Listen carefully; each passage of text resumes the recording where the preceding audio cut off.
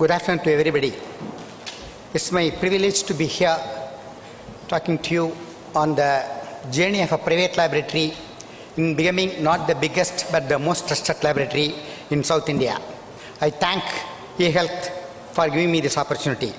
The Hitech Diagnostic Center was started almost 32 years back, and it's an ISO certified and enable accredited company. And I want to be short. We provide services across many disciplines, and we have more than 90 collection centers in all the southern states today. And in Telangana, it's a pure coincidence that we started our first laboratory in Hyderabad today, which was opened by Dr. Somaya Julu, a director of care hospitals. And in fact, we will be the first private laboratory to offer FDA-approved viral load testing for HIV, hepatitis C, hepatitis B, CMV, and the transplant-related viruses.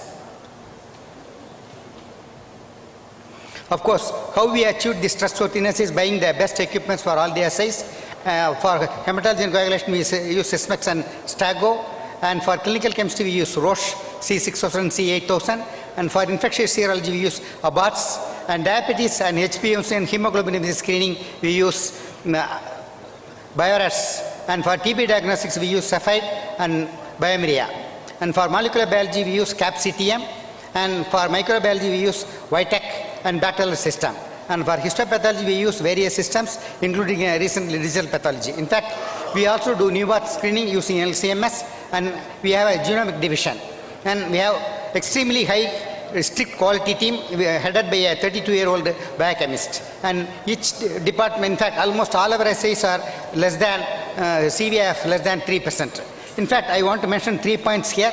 First, I want to congratulate Dr. G.V. Subramaniam in bringing down the MMR and IMR by less than half in 3 years. Being from Tamil Nadu, which has one of the lowest MMR and IMR, I am sure he will be able to follow some of the best practices and probably bring down to sub-100 levels within another 3 years. Then Dr. Anuradha asked a specific question, where the PPP is required. In fact, a World Bank study done in Tamil Nadu clearly told that the PPP is required in laboratory services, radiology, and interestingly in housekeeping. In clinical services, it seems that the government hospitals and medical colleges are doing extremely well, but there's deficiency in laboratory services, radiology, and housekeeping. Following that advice, in fact, we have taken up a PPP project in 5 Tamil Nadu districts, and we have done it successfully for 3 years and handed over back the project to the government.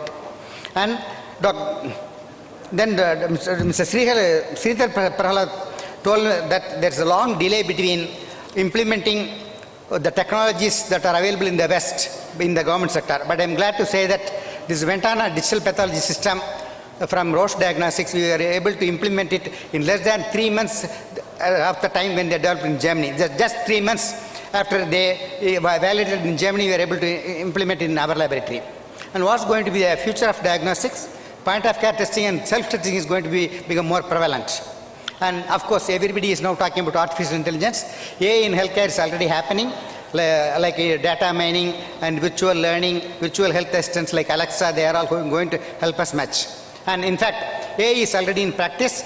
Last week, we introduced one AI platform from Pegasus, UK, which interprets diabetic retinopathy screening, fundoscopy screening, and macular degeneration screening, and it was inaugurated by His Excellency Jeremy Pilmore, Deputy High Commissioner, Great Britain of South India, just about a week back, and we have validated it through about 1,000 patients of diabetic retinopathy, and we are offering it right on day 1 when the patient is diagnosed with diabetes and not after a few years. Of course, I think artificial intelligence is probably the fastest growing sector of healthcare, which probably will grow at a CAGR of 40%. And the real innovation is happening in the reverse direction. Normally, the innovation happens in the Europe and Japan and UK, US, and comes back to India. But now in healthcare delivery, it's happening in the reverse direction. The American hospitals, particularly the University of Mississippi Hospital, is following what Narayana Health and Aravind Eye Care are practicing in India. In fact, this is the first time that US and Europe are copying what's happening in India. These people use extremely cost-effective hub and spoke model. The hub and spoke model was the one that was the reason for the high growth of airlines some years back. Now, in fact, we have many direct flights. But the same model now that has to be followed by the medical industry to reduce the cost and improve the quality. And nowadays, I find that the non-clinical costs are increasing. You go to a hospital, it looks like a 7-star hotel.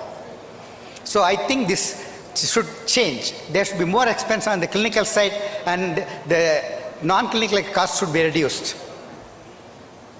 Of course, there will be more of home-based healthcare assisted by family and relatives, which will again improve healthcare outcomes and also reduce the cost. And every citizen with his mobile phone will be responsible for his health, rather than depending on the doctors, and investigations and treatment will be really personalized. There is no one for all. In fact, each and every treatment will be tailor-made, particularly in oncology and genetics.